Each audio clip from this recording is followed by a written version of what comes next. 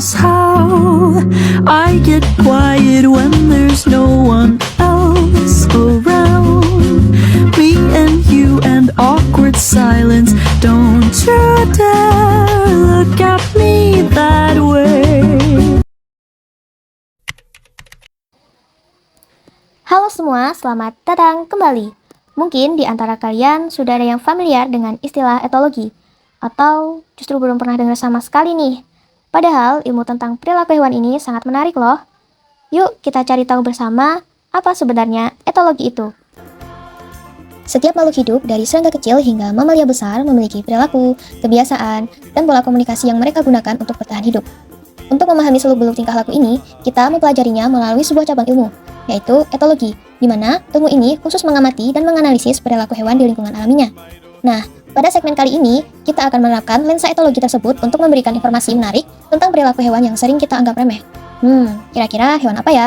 Yuk tonton sampai selesai. Selama ini, kita hanya mengenal sapi sebagai hewan ternak. Namun, tahukah kalian bahwa makhluk besar ini menyimpan kecerdasan sosial dan perilaku yang jauh lebih kompleks dari yang kita duga loh? Dalam segmen ini, kita akan membongkar etologi mereka dan mengungkap semua sisi uniknya. Selamat datang di sisi lain di dunia sapi. Tapi tunggu dulu. Yakin nih kalian udah tahu segalanya tentang sapi? Sebelum kita masuk ke pembahasan etologi, aku mau kasih beberapa fakta unik sapi yang mungkin belum pernah kalian denger nih. Ini dia fun fact yang akan membuat pembahasan etologi kita jauh lebih menarik lagi. Untuk fun fact yang pertama, ternyata sapi memiliki 4 lambung loh, dimana terdiri dari rumen, retikulum, omasum, dan abomasum. Dimana untuk rumen sendiri berfungsi sebagai tempat penyimpanan sementara makanan yang udah ditelan. Selanjutnya ada retikulum yang berfungsi sebagai tempat pencampuran makanan dengan enzim. Omasum berfungsi membantu menghaluskan makanan secara kimiawi. Dan yang terakhir ada abomasum, di mana berfungsi sebagai perut sebenarnya karena di sini organ pencerna rumensia secara kimiawi bekerja.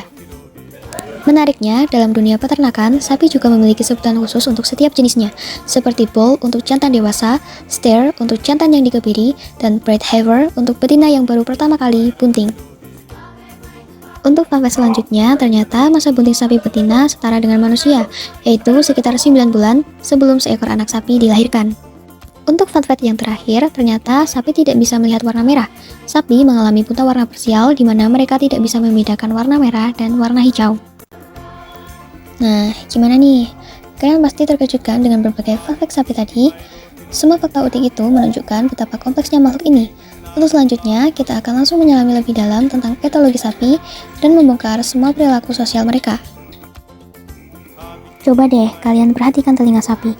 Mereka bisa bergerak memutar, maju, mundur, dan mengibas ke belakang ke berbagai arah dengan sangat aktif. Pergerakan telinga ini jauh lebih dinamis dan spesifik dibandingkan katakanlah telinga kambing. Mengapa ya? Karena bagian sapi, telinga bukan hanya alat pendengar, tapi juga panel komunikasi dan termoregulasi. Secara etologi, pergerakan telinga sapi mencerminkan status emosional dan fokus perhatian mereka. Ketika telinga rileks dan mengarah ke samping, itu menandakan sapi sedang santai. Namun, jika telinga kaku dan tegang mengarah ke belakang, itu bisa menjadi tanda agresi, kegelisahan, atau ketidaknyamanan. Mereka bahkan menggunakan telinganya untuk berbicara satu sama lain loh. Sapi yang sedang waspada akan memutar telinganya ke depan, siap menerima suara. Selain itu, tentu saja telinga ini juga berfungsi sebagai termoregulasi, di mana membantu sapi membuang panas tubuh, terutama saat cuaca panas. Jadi, mengibas telinga bukan sekedar karena lalat, melainkan cerminan kompleks dari kondisi psikologis dan fisik sapi. Coba deh kalian perhatikan lagi, ternyata sapi selalu memilih rumput hijau dan segar daripada yang sudah menguning atau kering. Hal ini bukan sekedar karena mereka pilih-pilih rasa, tetapi adalah contoh nyata dari etologi mencari makanan yang dipandu oleh ilmu nutrisi alami. Secara ilmiah, refleksi ini sangat logis, di mana rumput yang muda dan hijau memiliki kandungan gizi superior yang jauh lebih tinggi dan syaratnya lebih mudah untuk dicerna. Selain itu, kadar air yang tinggi dalam rumput segar sangat penting untuk proses pencernaan serta vital untuk produksi susu yang optimal pada sapi perah. Sebaliknya, rumput yang menguning telah kehilangan sebagian besar nutrisinya dan seratnya menjadi lebih keras atau lignin, sehingga sulit diolah oleh keempat lambung mereka. Dengan memilih rumput segar, sapi secara naluriah memaksimalkan asupan gizi mereka untuk kesehatan, pertumbuhan, dan produktivitas. Coba deh kalian perhatikan dengan seksama. Sapi memiliki dua jenis perilaku menjilat. Ketika sapi menjilati dirinya sendiri atau self-grooming, itu adalah upaya kebersihan dasar untuk menghilangkan bulu mati atau parasit. Namun, ketika mereka saling menjilat atau all-grooming, fungsinya jauh lebih dalam. Hal ini dimaksud adalah cara utama sapi membangun ikatan sosial, mengurangi stres, dan menunjukkan persahabatan. Sapi bahkan membentuk pertemanan kuat yang dipengaruhi oleh seberapa sering mereka saling menjilat, menunjukkan bahwa sapi adalah makhluk dengan kehidupan sosial yang sangat kaya dan terorganisir. Nah, gimana nih?